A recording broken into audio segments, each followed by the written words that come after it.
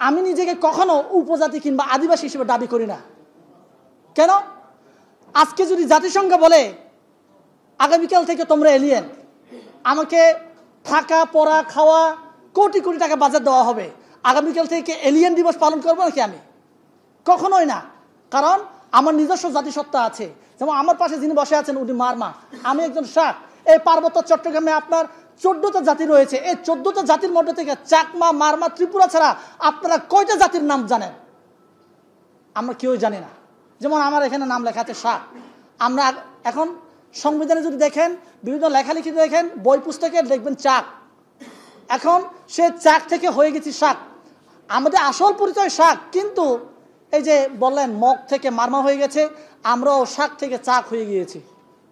আমাদের ইতিহাস আছে।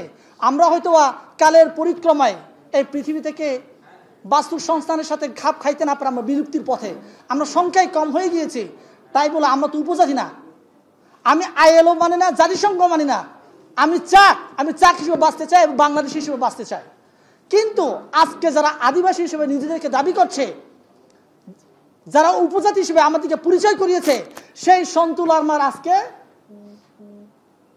যেখানে সেখানে আপনার বাংলাদেশের ন্যাশনাল ফ্ল্যাগ লাগিয়ে রাষ্ট্রদ্রোহিতার জন্য ষড়যন্ত্র করে ইন্ডিয়া থেকে ঘুরে আসছে। আমি মনে করি এই বাংলাদেশের সংখ্যাগরিষ্ঠ বাঙালি জাতীয় কখনো দ্বিমত পোষণ করবে না। দ্বিমত পোষণ করছে কোথায়? আদিবাসী হচ্ছে রাজনৈতিক একটা শব্দ।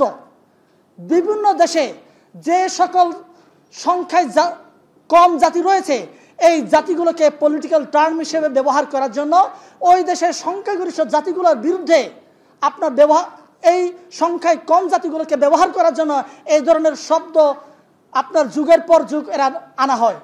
আপনার 2007 সালের আগে আদিবাসী ছিল না, উপজাতি ছিল, ট্রাইবাল। এই ট্রাইবালটাকে বাংলায়